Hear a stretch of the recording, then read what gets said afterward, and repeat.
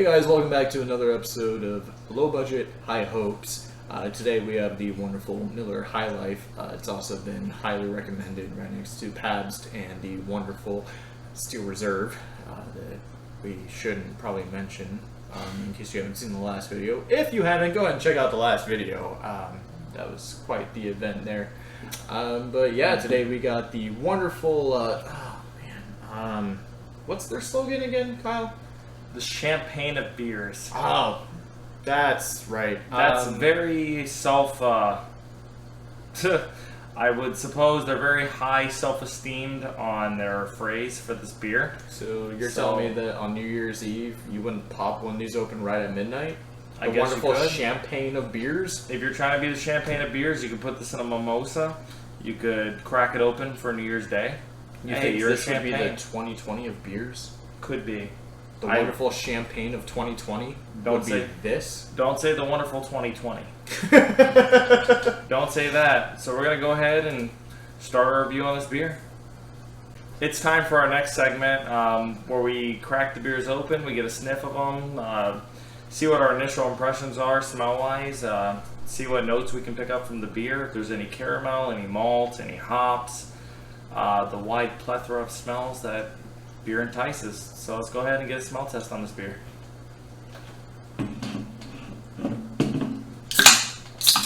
Good pop. Very good pop. It smells like Miller. Definitely smells like Miller Lite squared, basically.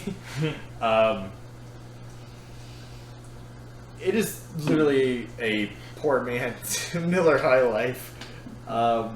Disregard what's going on with God. Just focus on me. Focus on me. It's okay. Definitely, of course, malt forward. All these beers are always going to be malt forward. It's the cheapest resource that you can find ever. A little bit of corn I feel in there. The wheat's kind of in between in there. I can't really understand what it's doing. Just kind of mixed signals. I can't understand if it's like trying to bring itself out, or if it's just there overpowering the flavor of everything. I don't really get a very potent alcohol smell like the other beers we've reviewed. What about you, man? I'm picking up a lot of malts, a lot of wheat, a little bit on the corn side of things. Like he said, it's not very forward on the alcohol. It's just kind of caramelly, but not in a non-sweet way that makes any sense. Yeah. I don't know how I feel about this beer, to be honest with you. Everyone's had Miller before once or twice or 10 times in their life. Judging from the can alone, I don't feel like they tried very hard with this. It's in my opinion, I mean, obviously I wasn't born and raised through then, but it kind of gives me like a 70s feel. It definitely has like the weird tan and beige colors with a kind of bright color in the middle of everything. I don't know. I don't really see much going for it. I'm hoping when we pour it, it's very bubbly and carbonated, much like champagne would be if you're giving it the champagne of beers. I don't know, man. It just from first impressions, it's kind of bland. I mean, Very bland. It kind of goes from a gold to a tan color to this faded out reddish color. It's kind of washed out in a way. But let's go ahead and pour this beer out into a glass and see how it looks.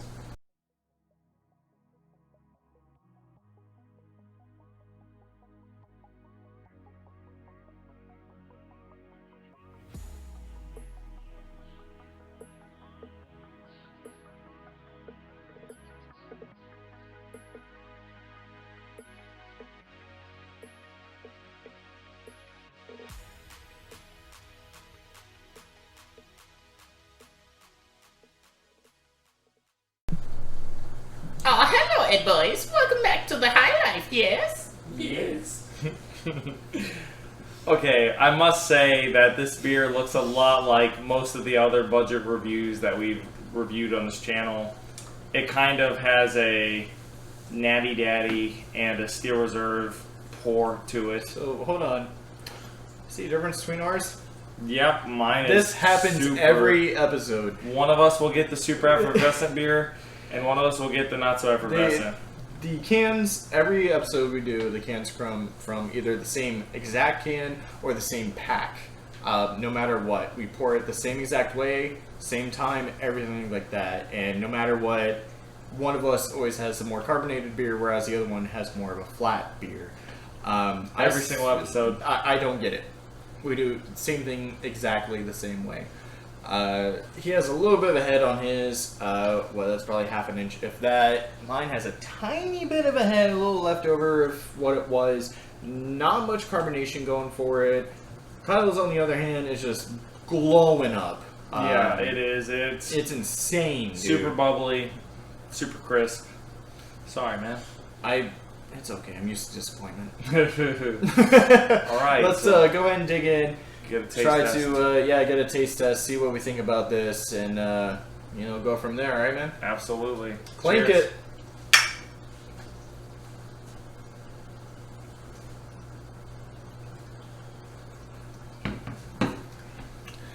Not much of anything. It Definitely see why they call it the champagne of beers. Mainly because 90% of it's very carbonated. When you take that first initial sip, in my opinion, all you get is nothing but that bubbly sensation that you would drink from a champagne glass. Other than that, it's a lot of cheap resources put into one tiny can, or rather manufactured cans. Definitely the wheat and kind of barley, in a way, I would say, forward. A little bit of a corn aftertaste, in my opinion. But that's the only thing it really has going for it, is that carbonation. That's why they call it the champagne beers, in my opinion. What do you think about that? It doesn't have much of a flavor at all, in my opinion. I didn't get much of anything except for a tiny bit of barley, tiny bit of corn. Very, very low on the alcohol flavor, I'd say. I mean, it tastes like straight up beer. Did you think it was more champagne-like? I would say so. Like, it was very bubbly for what it was. I guess yours was still bubbly, even though it doesn't look like it from the outside. Yeah, no kidding. I thought it was going to be flat, but I took that first sip, and it literally, in a weird way, it was kind of like a corn-flavored seltzer. I kind of get that, too. If seltzer water met a beer in some other ways, this would definitely be it. It's a very happy medium between a seltzer water and a beer, I would say. I mean, it's very super carbonated, light on the hops, light on the malt, a little heavier on the barley, but it's a pretty solid beer, in my opinion, especially for the price. Yeah, all in all, a 12-pack is roughly $10 or $10.49, depending on where you go. I mean, you can't really complain about that. A 24-pack would be, roughly $20? So that's under $1 a beer. I mean, It'd be extremely cheap. And I want to say, granted, I didn't really do too much research, so I can't recall the APV or ABV. Sorry, I want to say these are about 5% or 4.5, 4.8, 4.5, somewhere in that ballpark. I mean, it's not too bad for what it is, though. For what you're paying for, it's honestly not that bad. Definitely better than that Steel Reserve. Definitely better than Natty Daddy. I would probably say roughly it's a little more corny than what I was expecting, but definitely in the territory of Rolling Rock in a way. Yeah, if this beer was in the middle of Rolling Rock and Natty Daddy, that's exactly where I would put it. I mean, it's a solid beer. It's very easy drinking. It almost has a Land Shark kind of vibe to it, if that makes any sense. Kind of like Land Shark, Rolling Rock, and Natty Daddy all had a baby mixed in one. So this is kind of that kind of vibe. That's a very disgusting smooth. baby. I mean, it ain't going to be amazing, but it's going to be drinkable. As I say, a baby's a baby at this point. Yeah. It's 2020. If our phrase low-budget buzzwater stands, this is it. This is the low-budget buzzwater. But do If you there have ever was high one. hopes for when it's warm? I do. That's the real question. This doesn't have a very strong alcohol flavor, which normally gets exasperated when it gets put out on the porch. So, Yeah, what really worries me, of course, when we warm these beers up, it's mainly the carbonation, because majority of the time, everything we've tried, the carbonation goes away, especially in our seltzer video for viewer's choice. That's the one thing I worry about this. They call it the champagne of beers. Well, their main forward focus, in my opinion, was the carbonation. You take that first initial sip and you get that. But if you leave it out for a long while, obviously that's going to disappear. So how is the beer going to compete to when you first cracked it open? That's my main concern with the CO2. But I guess we're going to have to find that out here in about 20-25 minutes, right? The only way is the hard way. Let's find out.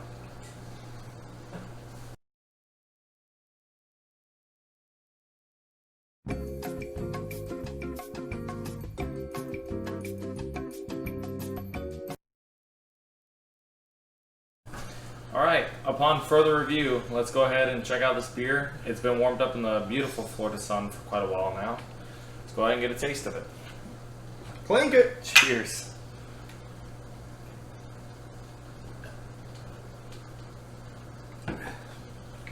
Barely any difference. Sorry. No, you're not. A little bit of a difference in my opinion. Definitely more corn barley forward. Alcohol is still kind of subtle. It did pop out a little bit, but not too much. Carbonation, in my opinion, is actually out there still. Surprisingly, we left it out there for 20 minutes. I'm actually amazed, like how Bubbly like, it still forward is. it is. Yeah. Even then, yours still kind of has a little bit of a head from when we put it out there, from when we poured it. Like you could even see like the outside layer of like where it's been poured, where Kyle's been drinking it, where we left it out, stuff like that. I'm actually amazed that it's still there. What about you, man? I'm picking up a lot of the same vibe that you're throwing out. Very corn and malt forward still. I didn't see too big of a difference with the beer itself. It's still not strong on the alcohol flavor. I mean, it's still super carbonated. I don't think much has changed really. I believe that this is still a super easy, smooth drinking beer, warmed up or ice cold. I mean, it definitely lives up to its name, the champagne of beers. I think so. Yeah, I think so. No matter what, it's ironically, no matter what, it's still carbonated / champagne-y. It's definitely a beer that's very bubbly. It's obviously not a seltzer kind of bubbly, but you definitely get that kind of vibe from this beer in particular. Obviously, you know, we're on a low budget, so we're trying to have high hopes for this beer, and those hopes definitely exceeded what I was expecting out of this beer. No matter what, it still had that bubbliness, so it definitely lives up to the name of the champagne of beers. I really don't have too many complaints about this beer. The only main thing would be the look of this can and probably a little bit more of a sweetness to this beer, but that's just me personally.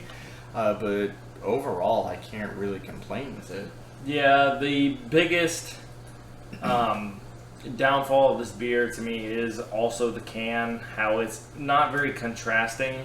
It's literally a gold color onto a dark cream color. Mm-hmm. It's not very and then it has pretty like to a look dark at. red instead of like a brighter red. It's more like a almost burgundy color. Nothing on the can really pops. I mean, yeah, it for looks, something that's called like champagne of beers, I expected it to be like probably like a baby blue or like a bright pink, bright red, something like that. Like something that pops eye-catching. more. Yeah, like a bright orange with a dark undertone, something like that of that manner. But here I'm not really seeing it. But other than the design of the can, this beer really speaks for itself. It's actually really solid well. beer, yeah. Yeah, I mean, definitely better than the previous beers we've tried, the Natty Daddy, the Steel Reserve.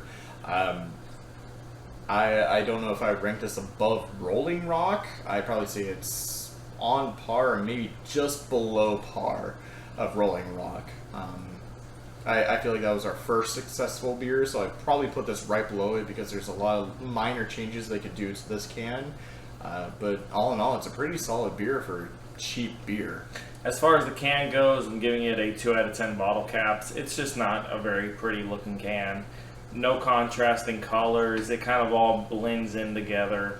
I mean, you see this on the shelf, you're like, it's a cheap brew. Not a lot of thought put into the can itself. It's Miller. They want to sell. They want to sell. Yeah, So 2 out of 10 for the can. As far as the beer itself, I gave Rolling Rock, I believe, a 6.5 on our budget beer scale. This is getting a 6. I agree with Heath. It's not quite as good as the Rolling Rock. I'd probably take Rolling Rock over this any day. But it's definitely up there. I mean, it's not a big contrast between this and the Rolling Rock.